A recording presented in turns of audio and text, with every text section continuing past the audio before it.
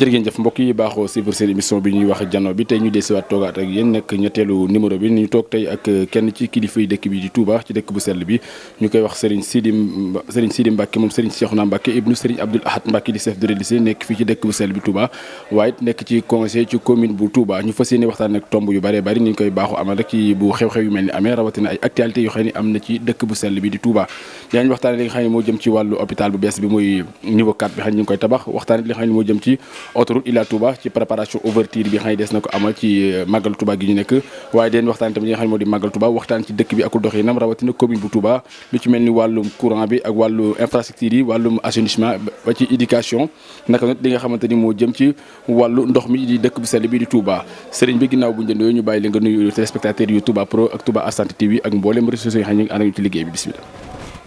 waaw asalaamaaleykum wa rahmatullahi taala wa barakaatu. ñu ngi nuyu bokk yëpp te di leen baalu àq te di leen baal àq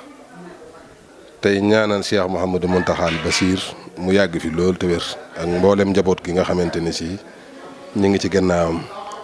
dafa séenee ànd ak moom ci pas-pasu bu liggéeyal Serigne Touba rek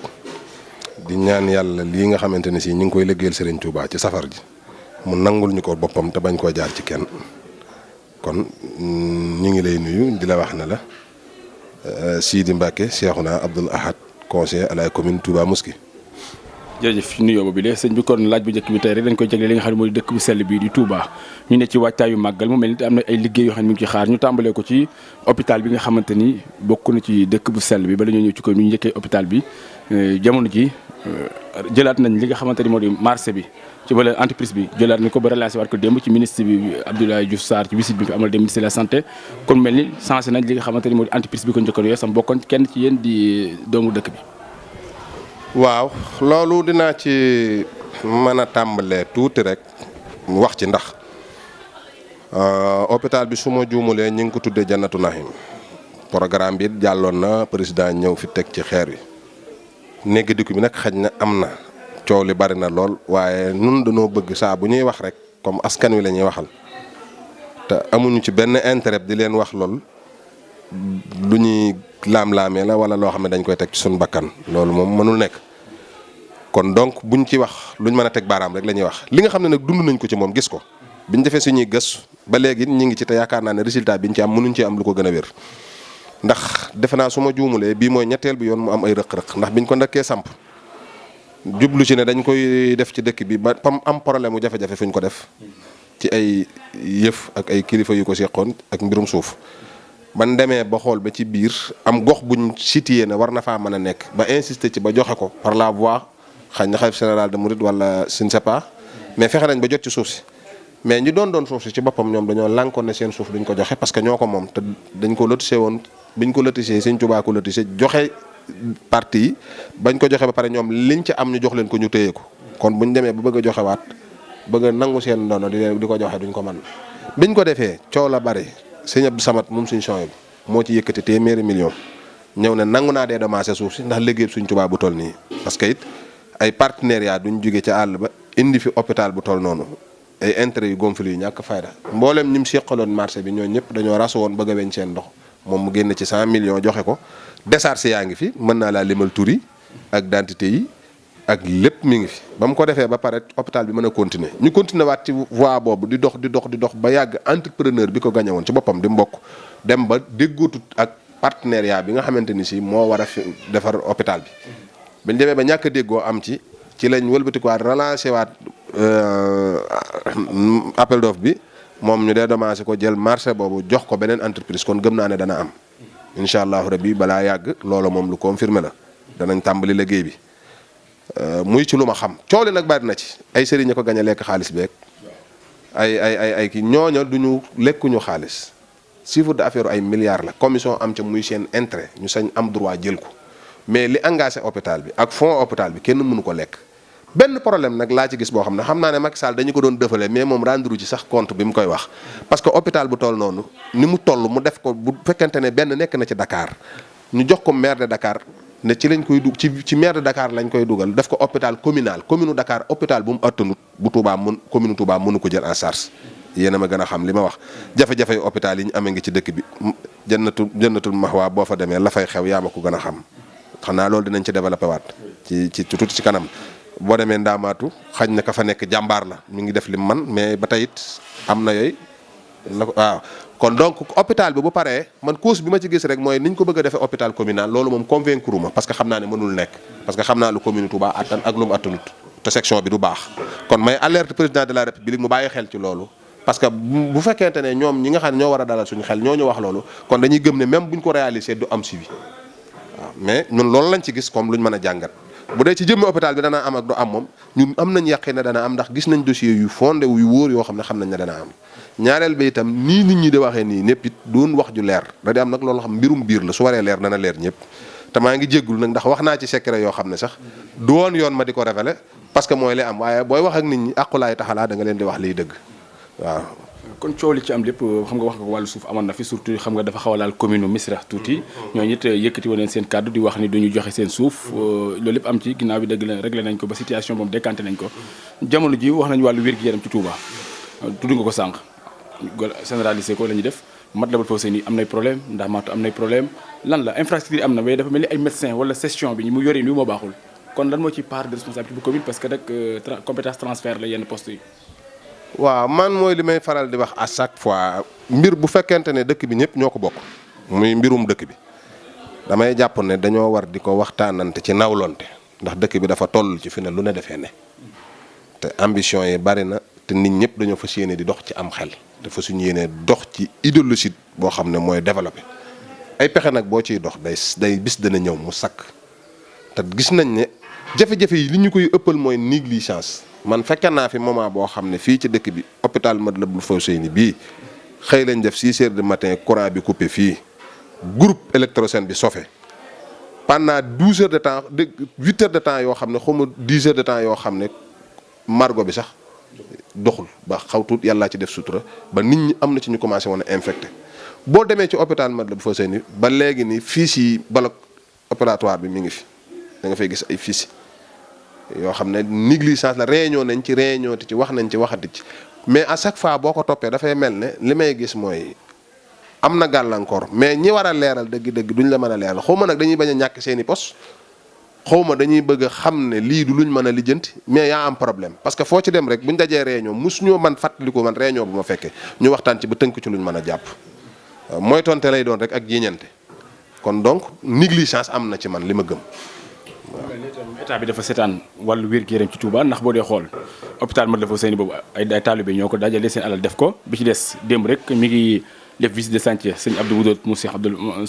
Abdou Boudot bu Serigne Fallou Mbacké benn poste de santé bu mu tabax andindi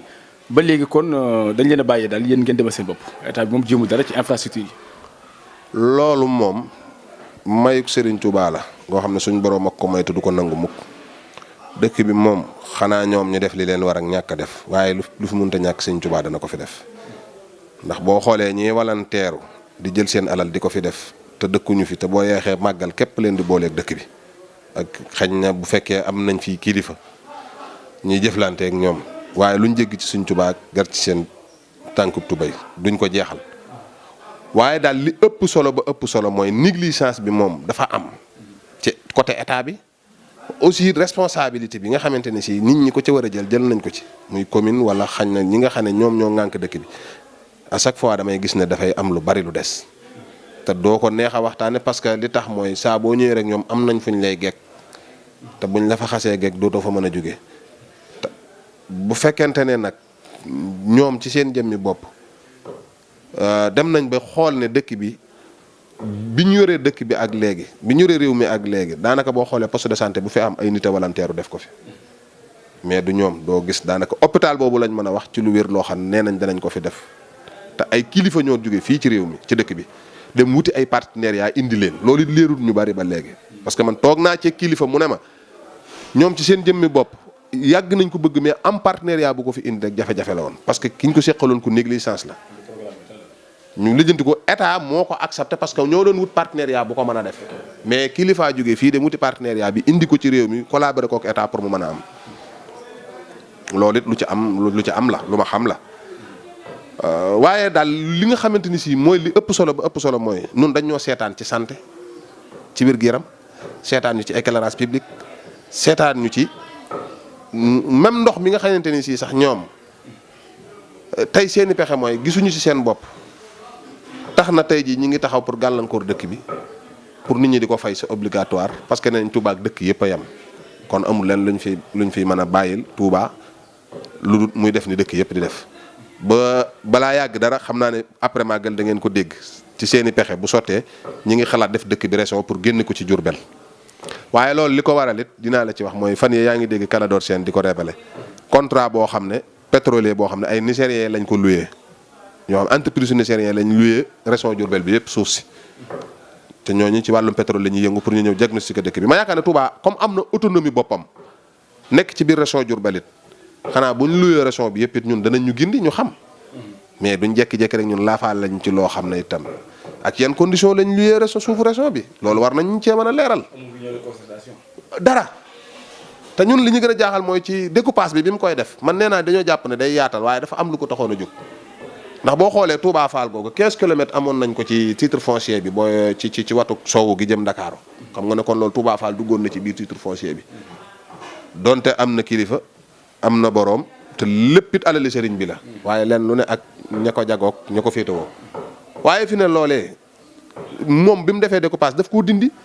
titre foncier bi rombutut fii nii boo génnee dëkk bi côté ngay gi ci kër gol loxo ma tuuti nga ciy dox fa la titre foncier bi yem kon ñun amuñu ci intérêt ba noppi dañuy yaatalal pour commune bi mën a am ay voix pour mën a porter dëkk bi parce que dafa tuuti ci xar kanamu commune rurale mais au contraire booy xool mu nekkoon commune rurale sax tey moo ñu taneel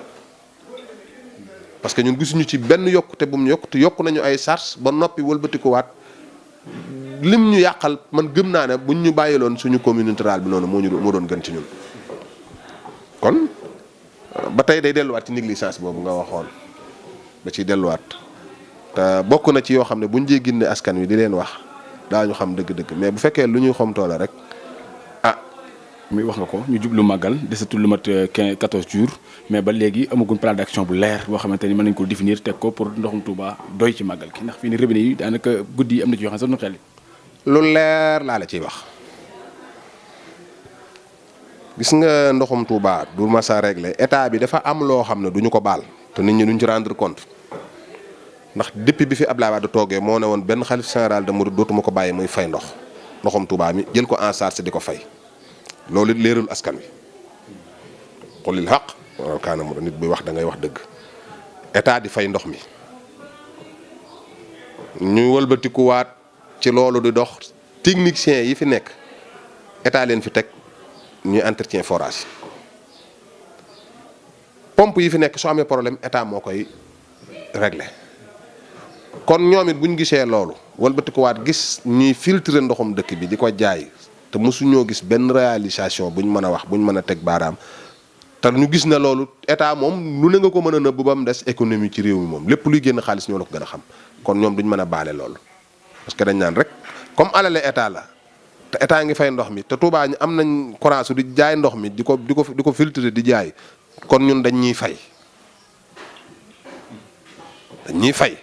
ndax ñoo leen di fayal ndox te loolu ñuy fay ndox mi ñu ngi ko préparé ci budget bi ñuy wooteel Touba ci màggal gi chaque année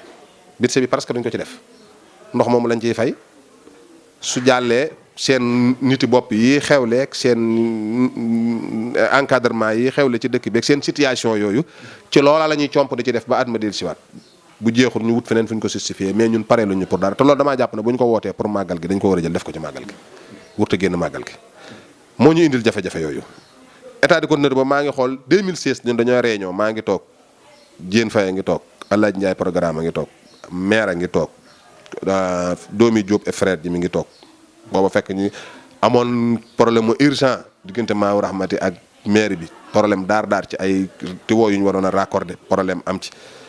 keroog bi maire bi di génne tiwo yi dañoo dem sisir nguur si Diop mu jox leen lebal leen walooru 23 millions ci ay tiwo loolu topp na ci ñaari at mënu koo fay keroog ci réunion bi mi ngi toog ñuy wax mën na leen fekk boobu lañ njëkk a wax ci problème mu fiid yi ñuy wax nii ne moom lañ doon defar ci SDE 2016 mën na leen 526 millions lu ngeen na génn ngeen ko Mansour Faye yor ministère bi di ko doxal 526 millions nekk fi ngeen ci ndoxam Touba mi ngeen koy def ba noppi indil ñu ay 2e mai pompe yi ñu fi indi woon ay deuxième mai la ba pare pompe yu ci nekk bu ci mel ne F1 bi nga xam ne mën naa génne 30 000 litres kib nga def ci pompe boo xam ne par exemple laa lay wax nga def ci pompe boo xam ne 1500 kib la mën a génne kooku du avantage su ko booleeg li suuf si di naan ma ne leen da ngeen koy def état de continuité parce que jot na ngeen xool dëkk bi lu fiy xew xool ngeen ne fit yi mun leen ko fee régler fii ak màggal parce que diamètre numéro 1 bi jaar ci digg dëkk bi Touba Mosquée bi mi ngi jaar ci digg kër Sëñ Fallou gi traversé jumaa ji continuer boobu rek tey ji mar détail bu explosé woon te li ci tëdd ci ay kër kenn xamul nu mu toll maanaam mën naa indi sax jéye ju mag ci dëkk bi waxuma la waaye indonne bi mën a indi rek waaye jéye ji mu fi mën a indi parce que mën naa lor ñu bari te fi ne loolu ñoom mënuñu koo defar kon buñu nee defar nañ lépp dañuy wax lu leen neex loolu du luñ mën a defar fii ak màggal 2016 biñ ci njëkkee wax ma wax leen loolu dama ne leen état de continuité ngeen ko war a def su ngeen ko defee état de continuité su fekkente ne màggal gi jàll na ngeen réparé ci li ngeen mën a réparé su jàllee ngeen continuer ko jëmale màggaluk déwén balaa màggaluk déwén problème mu fit da ngeen ciy pare problème mu entretien da ngeen ciy pare bu ngeen ñëwaatee ci yeneen section ngeen di wax ak yeneen détail wala yokk mais li nga yor baaxagut bu noppi at mu jot boo ñëwee nga ne dinaa yokk itam meg gentut kon entretien dafa am d'abord am ngeen ay employé di leen fay xaalis baa ngi fi yéen a ngi koy woote ci turu Touba nañ ko ciy def ñu mën koy justifier mën a xam ne li ngeen di def baax na état nag bu defee lu baax das ñu ko wax parce que ci dëkk bi lañ dëkk xam nañ li xew su defut lu baax it dañ koy wax parce que loolu rek moo ñu war a mën a soxal ngir développement dëkk bi suñ demee ba mënuñoo am loolu nag nun wax dëgg yàlla it dañuy mën a sañ nañoo taxaw di xool waaye nag duñ ne kenn baax na te baaxut waaw loolu moom kenn jëraluñu ko ci àddina te gisuñu ne ñoom importance bi Touba war a am dëgg-dëgg ba léegi dañoo jàpp ne daal ay nit lañ ñoo xam ne à chaque fois rek chaque année bu màggal ñëwee mën nañ leen a birkole taxañ leen ci mbenn mbedd bu jàllatee jàll na bu màggal gi jàllee dootoo leen dégg ñu wax ci lu jëm programme u Touba xanaa élection yi ñu jub si xañ na moo tax màggal gi màggal gu nar a danger la ci ñun ci buñ jëfut ndànk surtout nag ñi ma ko war a wax parce que lu ne mën na cee xew parce que mooy dernier màggal te 2019 lañ jëm waaye ñoom ba léegi nag jëlaguñ benn position ci dëkk bi parce que population bi xañ na mal attendi bi am seen diggante ak population bi lañ meree dëkk bi mais bu fekkente ne ñoom gëm nañ ne importance bi Touba am ak koom-koom mi fiy jóge di dugg ci seen loxo ñu di ko gérer ak liñ leen bàyyee lépp ci suñuy faveur waruñoo compter ci population bi dañoo war a xool ci importance su dëkk bi te loolu mooy tax ñu mën a convaincre population bi ñu ànd ak ñoom mais du ay communication wala ay nas ay pexe loolu moom dafa jeex ci dëkk bi ku ko fi def it sa bopp ngay nax mais naxoo nit ñi moom te nit ñi fi nekk moom léegi ñëpp a tollooy xel kenn mënut a nax kenn macha allah. ci wàllu économie dañuy des ba léegi mu jëm ci màggal ak Touba wax nañ ni téeméeri milliards yu topp Touba màggal gi dina ko dugal ci réew mi lan la ci Touba am. moo jaaxal ñëpp ndax man ci commune ba ma nekk gisuma la fay dugg xam naa daal am na ay force yu ñu fa daan dugal ci cadre social te loolu ñu yore commission sociale ko seq te duñ ci leeral dara mais bu dee ci économie dëkk bi moom li du économie dëkk bi dugal ci état bi asaka ji def ko ci dëkk bi moo tax bu ñu gëmee na ñoom ndox moomu ñuy fay ak entretien boobu ñuy def moo tax ñu bëgg a profité ci loolu bëgg na dëkk bi c'est obligatoire dañoo war a fay ñoom ñi ngi nax seen bopp parce que ñun liñ ñuy jëlal moo ëpp liñ ñuy defal kon nañ ñu bàyyi xel ci loolu tamit waaw mais man gisuma ci benn intérêt boo xamante ni si dëkk bi am na ko ci wax dëgg yàlla waaw. ñu ñëw ci autoroute Ila Touba wala ba lañ cee ñëw sax ñu ñëw ci.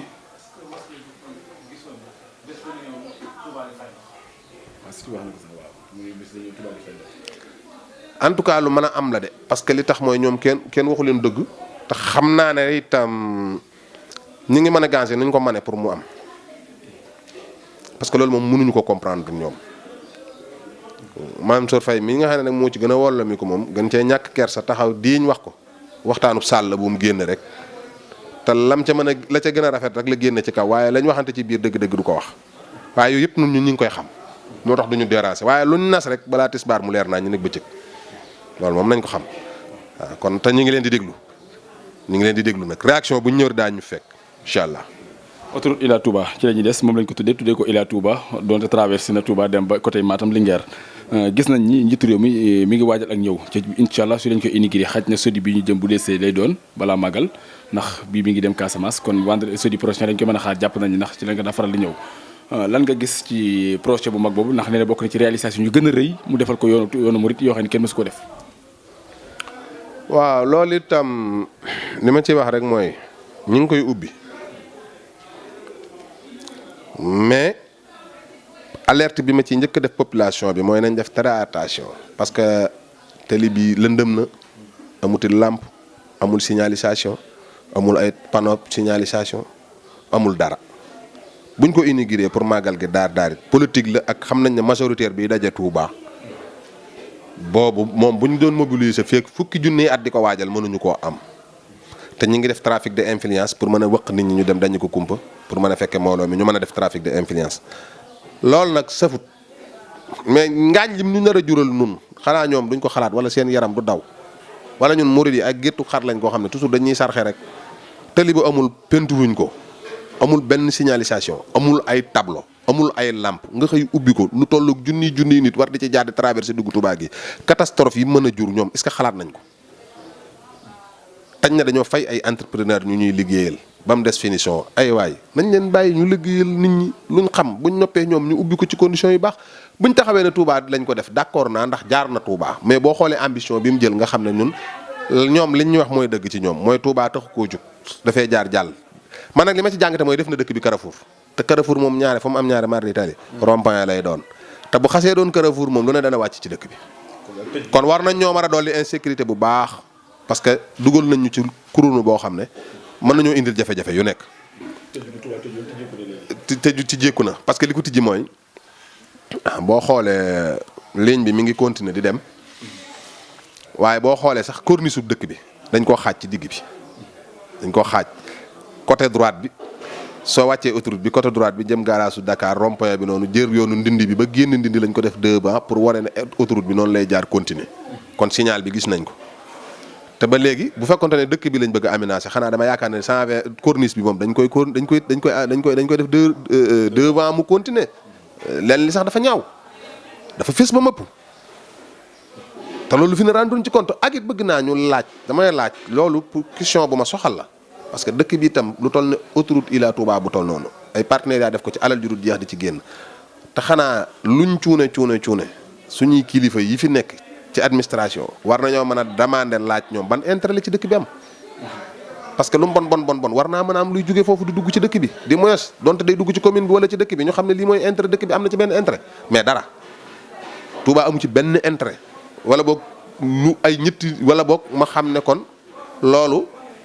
ci yeneen i loxo lay dugg waaye duggul ci dëkk bi te loolu ma yaakaar ne lu toll noonu chiffre d'affaires bu toll noonu di ay milliards dugg ci am réew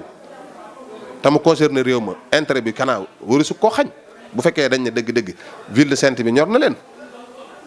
bu jëmun ci beneen dëkk day commune ba moom dana taxaw défendre ci ay intérêt mais ñun amuñu ci benn xam-xam buy wane ne ñaar dërëm mi ngi jóge ci autoroute bi di dugg ci dëkk bi. est-ce que commune bi defu ko. du mën a déet parce que li tax mooy da nga koy xool ci négligence boobu li la koy xamal mooy gis nga dëkk bi code de la route rek ni ñu fi amee problème ay table signalisation sax amu fi moo tax gone yi ni ñu jàngee dawal rek la ñuy taree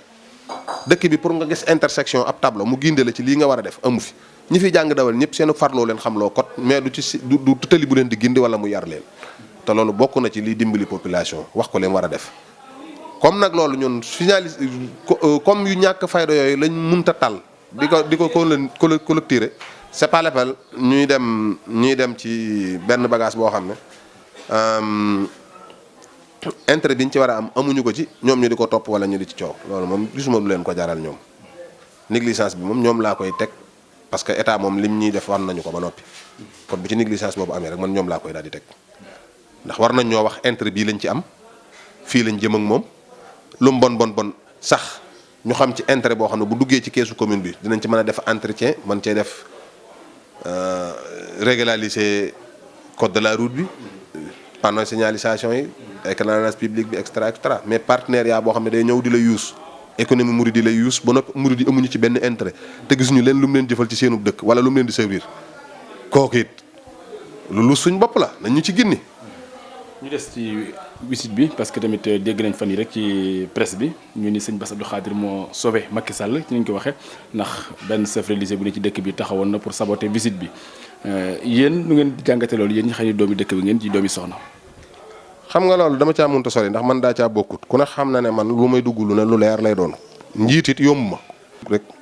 jiital ma loolu moom ku ma xam-xam ne man damaa am xalaat am idée kon du ma ca sori xañ ne loolu ñoom ñoo ko séq waaye li ma mën a wax daal ci ñëw gi mooy lu dul ñàkk xorom defu ko ndax boo demee ba àgg ca lawla bi ay diwatee ñu yoo xoola ak diw ak nangam ak calmer détails yu ñàkk fayda yooyu dafay war a jóg nun ay taalibe lañ yaakaar sëñ Tuubaa di ay murit bëgguk sëriñ bi xam nañ ko bu wér xam nañ li sëriñ bi di dox xam nañ luy xar kanamu dëkk bi xam nañ lu dëkk bi méngool tuuti nañ ci wala seexlu nañ ko di yor ay morsa di taxaw ci naaju tàng bi ngir lan Macky Sall xam ne danoo mer duñ ko jëfee noonu noonu ni ñu koy jëfee moom xam na ko te daañ ko jëflanteeg moom luy xew nag da koy bett waaye du lu ñuy wax dëkk bi nag ku mën a taxaw na yaa canaliser dëkk bi wax nañoo ak yow ba sedd na léegi dara du am kooku yow la concerné kooku moom yow la concerné yow mi ko wax xañ na wala boog ña nga jiite waaye ñun décision yi ñu nekk ak programme yi ñu nekk moom du lu ñuy dem di ko rendre ki compte kenn mu ñuy wax ki que soit luy mën a xewit rek le jour si incha allah dana xew. loolu laa ci am lu may wax parce que kenn convaincre duñ ci ay wax te it duñ nit ñuy xëy rek di jaboote ci ay kasaw. lan mooy problème mu Macky Sall ak Touba parce que gis nañu depuis mu toogee ba léegi rek Touba dafa opposé wu. ci moom la parce que eltation bi mu jël mooy daf leen a teg ay noon te duñ ay noonam Touba nag bu fekkee importance bi mu am ci dëkk bi ak wàccuwaay bi mu am ci réew mi ak importance bi mu am ci réew mi ak dayo bi mu am ci réew mi bu fekkee da nga ko iñaane ba tax nga jombale ko lépp loo gis muy njariñ lu jëm ñaata partenaires yaa nga gis yu jóge ci àll bi ñëw am initiative collaborer ak dëkk bi def lu kenn lu nit munta def lu nit ñëpp di gis àddina bépp di ko gis ñu gàllankoor leen ba ñu dëpp wala ñu sabantal leen yow ci sa bopp intérêt bi ñu am ci état bi lu ci bari da nga ñu koy xañ ba ci éclairage public bii ñuy wax barki dem moo njaay fii ba sëñ bi di communiquer nag murit bu nekk jël sa xaalis dem jënd sa lampe def ko ci sa bunt kër monté ko ci sa compteur loolu état ko njëkk a bëgg a def li ma lay wax ni lu leer la dañoo mujjoon àgg ci ne kilifa yi ci dëkk bi ak lampi penc yi dañ koy monter compteur ñuy fay parce que mëntuñ leen a yoral éclairage public te pourtant ñun kenn yorul luñu ko parce que taxe communale boo ca demee ñun dañuy fayaale ba fayaale éclairage public ñun loolu mënatuñ cee jotuñu ci son xaalis boobu xamuñu fu muy dugg ba noppi wëlbatikuwaat defaroon luñu ak éclairage public ñu wëlbatikuwaat ñun di ko fayaat ci suñuy compteur kon léegi ñoom kay nañ ñu dimbalee leen taxe communale yooyu ñu ñuy defal ci kayit wi nañ ñu ko dindil ñu bañati koo fay bu ko defee éclairage public bi ñu di ko fayal suñ bopp wala boog ñoom ñu defal ñu éclairage public bu baax ñuy fay suñ courant kër yi mais di ko fay ci communal bi di ko fay ci ko taxe commune yi ci facture bi ngay fay yow nga di ko ci fayale amoo éclairage public ñu wëlbatikuwaat xalaat leen ngeen jëlaat nag sab lampe monté ko ci sa compteur continué waat di fayal sa bopp éclairage public loolu man ñàkk jomuk état rek laa koy teg ak ñàkk xorom soit lenn liit condamné naa ci commune bi parce que fan yi dégg naa ministre de l'intérieur mu ne day saisir ministre de la budget parce que dafa am éclairage public bi 100 millions yu ñu war a dugal ci dëkk bi yoo xam ne dañ koy saisir jaarale ko par la voie mairie par décret parce que appel mënuñ ko fay def feek màggal appel d'offre DRP lañ koy joxe saisir kii bu ko defee mairie bi mën koo jël en charge joxe entrepreneur bi mu liggéey ko mais ma gëm ne loolu mooy li ñuy gën a yàqal ñun loolu laa gëm parce que 100 millions yooyu bu duggee foofu man gëw ma ne comme Sénélec du ci doon dara ñaareel ba ay entreprise privée ñoo koy def te fu leen neex lañ mën a jënde ji lamp yi te luñ facturé it ñoom ñi koy joxe ñoo koy contrôler loolu ba léegi dalul sama xel man franchement. mu jëm ba léegi wax nga ko sànq ci wàllu président ci taxawaay bi mais taxawaayu commune bu Touba buñ ci dee wax dafa mel ni ba léegi tam des na surtout maire bi ndax it am na ci loo xam ni ay responsabilités am compétence transfert daa am lampi mbedd yi moo ko war a defaraat taxaw ko bañ defar ko lu jëm ci ay école wala lu jëm ci li nga xam ne mooy ay poste de santé mais gisuñu ci benn taxawaay boo xam ne def na ko yow en tant que conseiller ban jàngat nga ca waaw mooy li ma la waxoon rek ci laay dellusiwaat parce que nit ki moom bukki bu yabeem ponkal ca doxin wala xañ na état bi dafa dem ba gis ñàkk incompétence bi am ak négligence bi te aussi ñoom état baaxul ndax bu fekkee day diyoog yow di la fajal sa aajo wala mu bàyyi la say privilège xamal ne am na ñu koy xañ donc nag bu fekkee intérêt général ngay dox pour nga wax leen idée yu leen convaincre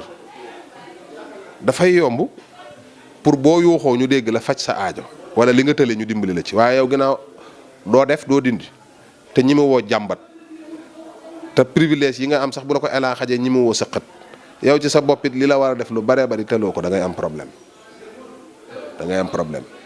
état loolu rek la ñuy yabee ay responsable yoo xam ne dëgg position yi ñu war a taxawee doo comprendre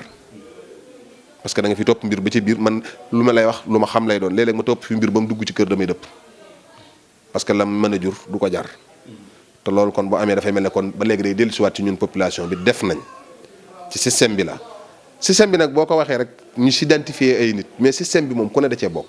kenn ku ne da ngay xool la nga ciy suyee ak la nga ca doon ak la nga ca def mais buñ ne système bi rek nga gàddu lépp te muy mbooloo rek da ngay am problème mais kenn ku ne am nga ci sa domaine boo xam ne yaa ko moom mu occupé ko di ko doxal léegi da ngay diagnostiquer foofu ba xam est-ce que li nga fa war def yaa ngi fay def wala déet amul. ñoom bilan Macky Sall rek la ñuy protéger mais ñoom jéemuñoo xalaat sax seen bilan parce que xam nañ ne mëntuñoo convaincre nit ñi parce que ñëpp a xam ci liñ nekk kon amul sens. waaw amul sens te du ma sa am sens parce que nii moom li fekk du meluñu ko judduwaat du ma sa réglé. bala ñoo dem ci dernière question bi rek ñu ñëw ci li nga xamante ni moo ñeel ba tey ci la ñuy desaat question bu ma fàtte woon la mu ci seen diggante Touba ak Macky Sall ñu bari wax nañ ni ginnaaw bi mu toogee wax ni marabu yëpp ay citoyens simple lañu ak it nangu ci yenn ci passeport diplomatique ak oto yu mu retiré dematu leen palais moo tax seen diggante ak moom naqari. mën na nekk parce que li tax mooy nangu na fi oto nit ñi teg seen bët wax na ko nit ñëpp di dégg kooku problème am la léegi nag bu nekkee di ko jëf bataille psychologiquement tamit dañ koy comprendre xam ne loolu missionnaire la te ku ne xam na ni mu faloo bari woon na ay partenariat ay alliés yoo xam ne noonu dëkk bi lañ te ñun xam nañ kon dafa am loo xam ne weñ gaa nga bañ a ca mbànji xaan Macky Sall li muy def lépp fooy durut buñ ko tegal la sañu koo bañ te bëggut a ñàkk nguuram te jàpp na ne ñooñu moo ko fi mën a jëlee ndax caay-caay gi mu def ba falu ñoom ak jikko ni mu fexee ba nëbb boppam ak communication ñi ko yoreeloon ak feuille de route bi ñu ko tegal ba mu jaar ci ba réussir ko ñooñu du leen masa foowee dana leen téye fukki loxoom parce que jàpp na ne ëllëg ñoom rek ñoo ko fi mën a jëlee waaye bu ñu doon ay citoyen ordinaire di citoyen yu am jom nangoo liggéey xam suñ donal maam te téye ko te it réew mi moom yàlla dogal na dootuñu fi n'importe quelle personne parce que bu du dara aw askan lañ fi comme ñëpp ni nit ñi amee askan di askan dootuñu benn nit dootuñu ñaari nit di ay askan yoo xam ne ñoo bokk maam booloo defar seen jikko ànd ak ñi leen yàlla booleel ñooñu boo leen boddee it ñu toog jàpp seen ngor ak seen dignité te boo déggee de kaay ma wax la de dëkk bi de sëñ bi léeg-léeg ñu jël fi fukki nit identifié ci yoonu murid yëpp def erreur bu mag te ñoom de ñi ngi ciy gis ci média bi matuñ fi fanweer mën naa ne ci dëkk bi te ñi fi nekk ñëpp ndigalul sëriñ bi rek lañ nekk liggéey ak jaamu yàlla ak dimbalee dëkk bi ku fi dugg xam ne social a ngi fi. fii rek ngay gisee nit ñu ne la am na milliard bu toogee balaa weer waa dellu si nga toog fekk du yor ñaar dërëm te du ko lekk te doo ko mën a justifier ci këram te lépp da koy joxe ngir sëñ Touba. Touba rek la am wala boog fi laa ko xam te bu xëyee dem wutiwaat ko te bu ko wutee da koy am te bu ko amee def ko ci jaam yàlla yi kon loolu nun tiituñu ci côté boobu xanaa kay mooy jaboote dafa metti te xam nañ ne askan wi ci dëkk bi sonn nañ population bi am na ci ñooñ ñi ñuy jànkoonteel actuellement nii yow sax da nga koy rus a wax bërki démb rek maa ngi ciy waxtaan ak sëñ Abdou Samatum sëriñ son bi ma naan ko sëñ bi de yow bu nit ñi doon xool li ngay daj ci social ci digganteeg néew ju doole yi ak sëñ daara yi ak doomi soxna yi ak nit ñi wéradi ndax booba dama faa toog tombeek mbokk nit koo xam ne dafa wéradi am jafe-jafe xaalis muy dox ba dugg ci noppam te kooko xam naa ne yëgu ne sax sëñ bi yëg mu yëkkati téeméeri junni ya koy faj yónnee ko fa te musta gis nit ka te xam naa ne sequ koog moom te loolu mën naa ci lim ay junni nit aqulaay taxalaa rek a tax may wax kooku bu demee lijjanti ba am partenariat bu mën a indi fii ci dëkk bi hôpitalu 40 milliards kooku xam na li askan wi di daj ak moom lam cay daj ku mel noonu nag soo ci amoon junni tefaale woo leen safut te état bi ni ma ko gisee nii yaa ma neex lay dox ci dëkk bi ak maa tey parce que lu faay am yéene wula ko te mboolem nag lii ma lay wax na nga ci jàngat na nga koy dale ci histoire ba léegi mboolem ku ñu fi daan dégg mu def opérateur di jëf ci yoon wi ñuy wax ak dindi fi ne raq nañ diggam la ko dale ca ba mu toogee bi fi may wax yow ca Moustapha Yacine nga koy tàmbalee jaar ci gaa yooyu wàcc mën naa li ci limal junni nit même buñ leen toroxalut it conditions yi ñu teg ak ñoom mooy benn activité bi wane ne dara lañ ci réew mi bëggatuñ leen cee dégg yóbbu leen retraite ñaata nit nga ci xamoon ni dëkk bi màggal gi heure gi foo daan gis nit ñi di jayi ak welt kenn ku ne jot nga menace boo xam ne ñemeetoo génn sa kër waaye loolu man ñàkk gëm Sëñ Tuubaa rek laa koy teg buñ gëmoon ne Sëñ Tuubaa leen jox liñ yor waxi Macky Sall du tax ñuy daw dëkk bi ndax ñim ko ci mënal ñëpp def na leen ko bu dee sëriñ si fexe na ba di leen fénqale ci seen biir bu dee ci jëmmi opérateur yi nga xam ne dañ leen a tudd yoon wi tañ daan jëfal Sëñ Tuubaa kese ñi ci bari fi ne xoqatal nañ leen bañ daw génn dëkk bi ñemeetuñ fee jëf-jëf ji sotti waaye nag bu tey li ma la wax rek Sëñ Tuubaa moom mbiram li tax Sëñ Muntaxa am fitu taxaw woote université 30 milliards li mu war a def bu ko nit ñi joxe wutit dana jóge ci kaw asamaan si wàcc waaye kenn xalaa kulli xaal dana am te man loolu laa gën a gëm. dernière question bi muy impact bi màggalu Touba am ci comité musulman bi surtout Sénégal noo koy jàngate day loo xam ne day ndamul réew mi ñu war koo téye seen fukki loxo ndax moom la ñu xam su dee doxkat nga dox ci àdduna bi tubaab yi sax boo ci demee ci seen réew yi seen ndaje yi ñu gën a fonk mooy yi gën a populaire bu dul dara ci économie ak image nga am lu rafete nii àdduna bépp kenn mënu koo am surtout ñu lay tudd ci réewu jullit te saa boo xëyee yaa ngi def lu koy déstabiliser kooku dafay mel na yow xamoo sa importance réew wala gëmoo sa réew ndax lu mel nii bari na man gis naa ne réew yoo xam ne buñ ko amoon tey dinañ ko manifester woo ba àdduna bépp xam ne lii ñoom rek ñoo ko am noonu nag daañu ko def moom ndax loolu rek mooy suñu sabab fu mu nu fekk ci àdduna bi daañu ñibbi si màggal ko comme ni ko sëñ bi bëggee képp kuñ xam ne ñor na la it boo comme tulaay noo ko jàppee ñu jàppe la ko képp kuñ xam ne it noonu Sëriñ Tuubaa nga boo xam ne amoo ci pexe waaye ni muy doxee gënalu la dañ la bàyyi sa bopp dox kenn mënuñoo tee dox mais impact bi moom du sax lu ñuy misaal wala lu ñuy xiyaas lu dëggu la lu nekk la loo xam ne ba ala kulli xaal bala ngaa xam may Sëriñ Tuubaa rek mooy nga taxaw ne danaa ko gàllankoor moom bu boobaa ngay def sa bopp yaramu neen te doo ko yëg te loolu it kiiraay nga la loo xam ne moo ko ñaanoon suñ borom ba may ko nangul ko muy loo xam ne ku ko jëfal gis ko waaye képp koo xam ne jubbuwula it mënoo leen lu dul maandu ci moom te ñàkk koo jublu mooy ñàkk am dimbalul yàlla ndax ku yàlla dimbali da nga am xol bu nangu te koy nangul war ngaa mën a nangul Sëñ Tuubaa ndax moom de pas-pas rek ci la doon dox ak liggéeyal yàlla topp jëwriñam ja sallallahu alayhi wa sallam ne ko dan aku parlu xam ne li mu bëgg suñu borom rek moo ko am ba suñ borom may ko ci mayam yi moo tax képp kuñ koy tudd di tudd boo defaree sa jikko defar sa bopp te teg sa tànk ci am njàngaleem lépp luy dox ci àdduna ak lu mu mën a doon man yaakaar naa ne lu dul jàmm wurta mën a dal ci sa kaw te loolu nag li la koy mooy jubal ak dëggal lépp loo xam ne nag ci loolu lañ ko mën a am yàlla nañu ko Sëriñ Tuubaa defal ndax ci loolu rek lañ fas yéene dox leneen lu dul safaan yàlla nañ ci yàlla musal waaye daal li ma ci mën a xam ba mu gën a bari mooy moom wax dëgg yàlla négligence yi bari na provocation yi bari na te nag mi ngi bëgg a ëpp mbéjum kanam nag borom moo ko mën a fajal boppam parce que il est temps jot na ñu wax leen dëgg jàmmaarloog ñoom ci liñ ñuy woo ndax il est temps parce que luñ mën ci bataille psychologique ñu ngi koy def ngir jàpp luy sa yëf yi mu jaxasoo te ñëpp ñu ngi koy xam suñ demee nag ba féetar ñiku nag mën a am ñàkk kersak di ko def offensivement parce que fan yi nee nañ Touba ak dëkk yëpp a yam importance bi dëkk yëpp am la am bu élection maire yi ñëwee dañ koy def parité éclairage public moom jéemu ñoo wax jëm ci ndax lu ma kee da ngay toog at ba at ngay génne 100 millions ne éclairage public loolu maire bi sax man laay yedd parce que ñoom ñoo warut ñoo defut seen liggéey suñ demee ba état di leen jox 100 millions pour ñu defar éclairage public boo xam ne at mu jot nga woote budget bi mu jàll xaalis bi ne fi defuñu ko ci soo demee ba état di yëkkatiwaat 100 millions di ko ci def kooku moom sa part de responsabilité ak sa cuune waaye lu mën a ñàkk la lu mën a ñàkk la kon ñoom nañuy wax état bi li mën a nekk mooy jafe-jafe yi dëkk bi am te bañ ko koy wayafalal ndax lu ñu daal wayafalal doo nga ñu ko teg maslaa mi ëpp te maslaa mi weesuut état moom képp ku ko wayafalal mbir rek mu jàppale la ci surtout mbir moom jubuwut. ñu bàyyi la ak kàddu gu mujj gi rek nga tàggoo. waaw doole santaat yàlla rek yaakaar Serigne Touba Xaadim Rasul tey ñaan màggal gi ñu egg ci jàmm màggal ko ci jàmm mu jeex ci jàmm bañ delluwaat ci liggéey bi di lancer message bokk yëpp ne leen nañ gindiku te xool te xam ne àdduna fi mu toll jot na nag ñu xoolaat suñu bopp te jëlalaat suñu bopp dëkk bi amee te xam li sagub sëriñ bi ñu nekk ci ndax ba àdduna tukki moom ñii ma gis taxawuñ len ni dëkk bi ñor leen wala ñu di ci dox te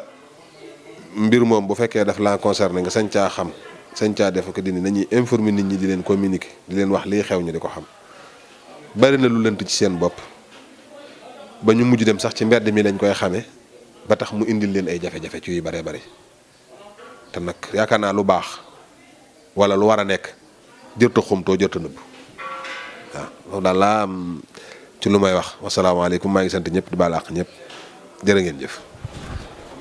jërëjëf mbokki téléspectateurs yi ñu sant ko bu baax sunu gan tey ci jano bi doon ki nga xam ne moo di Serigne Sidi Mbacke moom Serigne Cheikhouna moom Cheikh Abdoul Ahad Mbacke ñu sant ko bu baax gërëm ko ci tomb yi xëy ni waxtaanee ko incha allah di ko joxaat rendez-vous ginnaaw màggal nga xam naa moo doon 4e numéro ci lu ñeel li nga xamante ni moo di bilan màggal ak it discours yi xëy ñu ngi koy xaar ci état bi xëy dina ñëw ak délégation sant ñëpp gërëm ñëpp jërë ngeen jëf